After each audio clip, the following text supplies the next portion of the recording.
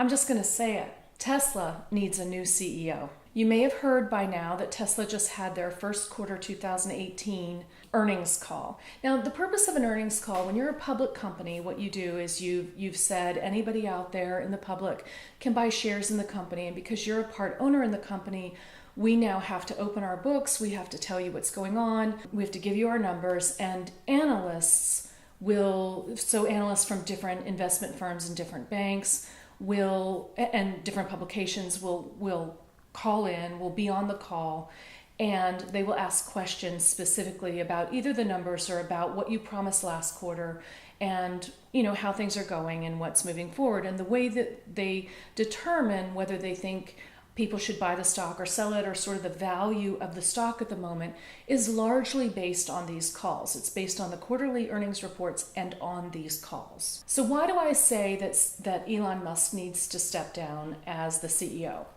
It is the CEO who gets on these calls, and Elon Musk clearly doesn't understand the purpose of the quarterly earnings call. This call went off the rails. It went off the rails in a big way. I mean, in a big way. And it clearly demonstrates not only that he's frustrated, people get to get frustrated, but that he's just not the right person for this position at this time. All right, I listened to the full call. It is 1 hour and 10 minutes. If you want to listen to it, I've linked it below. I've also linked a transcript below, so you can just read it, and that's actually faster than listening to it, but you can do either one. The major thing that's going on with Tesla as a company right now has to do with the Tesla Model 3. So Tesla was the first to come out with electric cars that people really liked and were powerful and people could use, and really proved a point with the electric car that they can be fast, exciting cars. And they did that with the Model S and the Model X. And basically, and also the Roadster. So these are cars that run on a battery and are speedy and are wonderful. The problem is that they are between $80,000 and $90,000, and that Tesla can't make them very quickly. So, but what he did do is he proved a point. He proved a point that the cars can be made, and he proved a point that people wanted them. In order to take the company to the next level, what he needed to do was create a car for the masses. And that was what the Model 3 is about. The Model 3 is a $35,000 Tesla that is, it's a great car, and it moves quickly, and a lot of people want it. And he proved that a lot of people wanted this because on March 31st, 2016, he had this big party, and it was this big unveiling of the Tesla Model 3. There were balloons, it was a big production, and they weren't available yet, but you could order them. And I was one of the people that ordered them. So that was the theory. Reasonably priced car that a lot of people would want and that he could produce quickly. The problem has been in production. The production has been a mess. It has been a nightmare. I'm not sure exactly how many cars they've produced in this amount of time, but it is not very many, and zero at 35,000.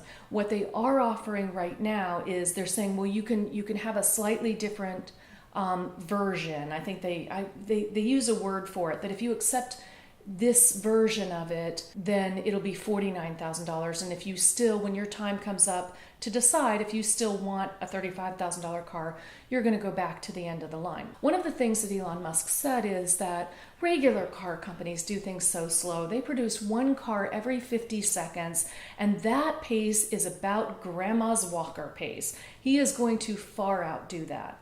Well, right now on this call, what they establish is that he is doing about one car every 2 minutes when things are going really well. This is about 3,000 cars a week. According to my math, they've got about 400,000 people waiting for these cars. And at 3,000 a week, we should all get our car within 2.5 years from now. So that would be 4.5 years from when I ordered it. So back to the call, when people are asking him, because even last quarter he said that they would be ramping up, and they're just not there yet.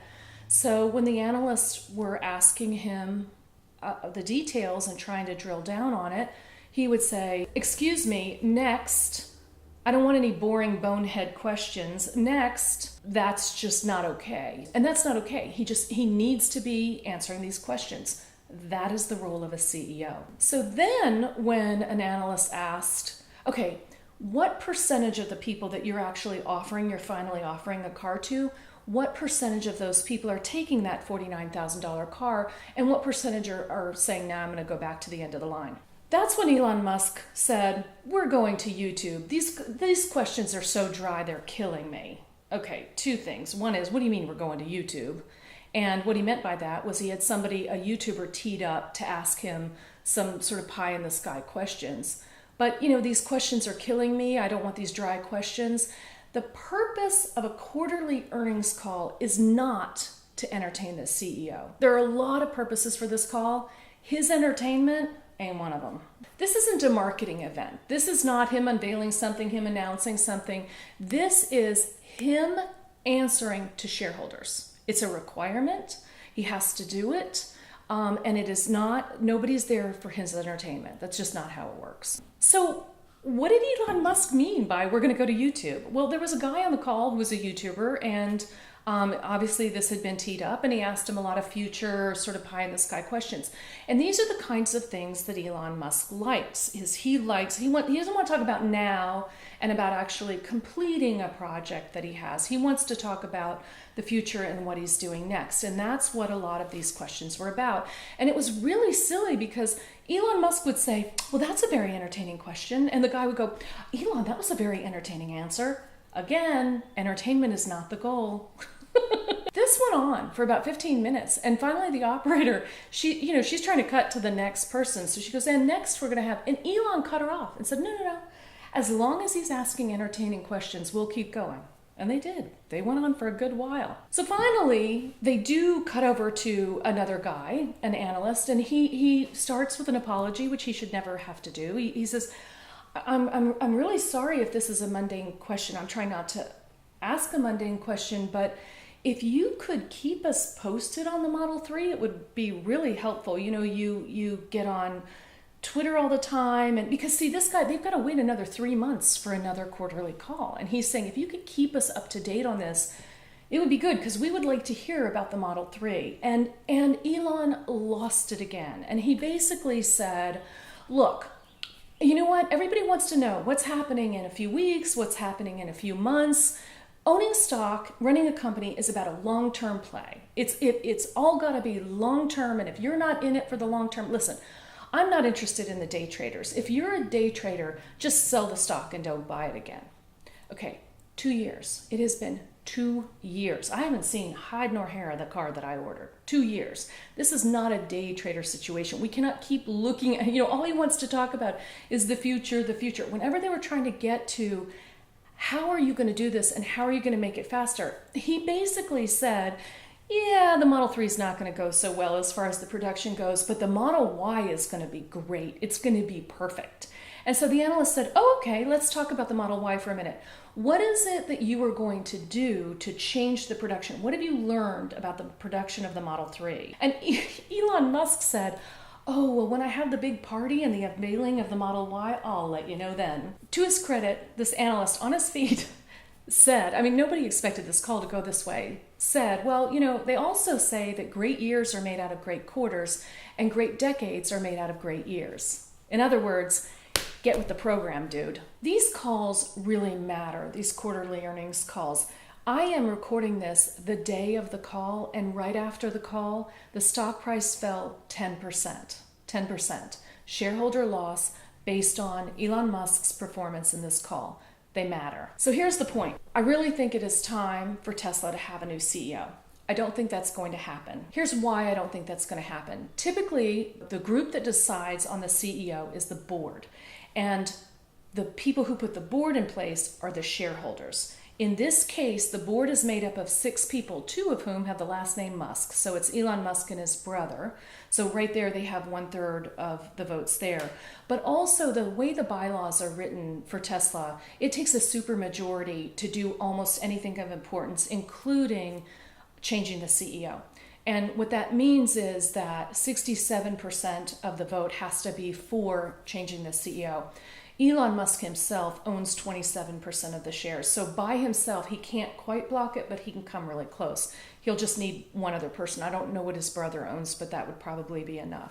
So he's not going to get ousted. But the truth is, the right thing for him to do is to step down. He's clearly frustrated. It's not the right role for him. And the company is now bigger than he is. The right thing for him to do would be to step down, let somebody else handle this part. To him, it's mundane and boring answering to these things. And I get that. It is not the case that every founder runs a company through it going public. In fact, it's very rare. We think it's more common than it is because those companies tend to be big, those CEOs tend to be, superhumans, and they're very popular, they're very famous, so we think it's a commonplace activity. It really isn't. He could step down, still be the founder, still be the creative director, still be the visionary, and still be the face of the company, but allow somebody else to run the mundane, boring stuff and answer the mundane, boring questions that are going to have to be answered. Full disclosure, I have sold my Tesla stock and I have canceled my Model 3 order. I just don't think I'm ever going to see it. But I'm curious about you. What do you think about Tesla in general? What do you think about Elon Musk? Did you order a Model 3? Have you ever seen one? Do you ever think you're going to get one? Do you own shares? What do you think about this whole thing? I'd love to hear from you in the comments. See you soon.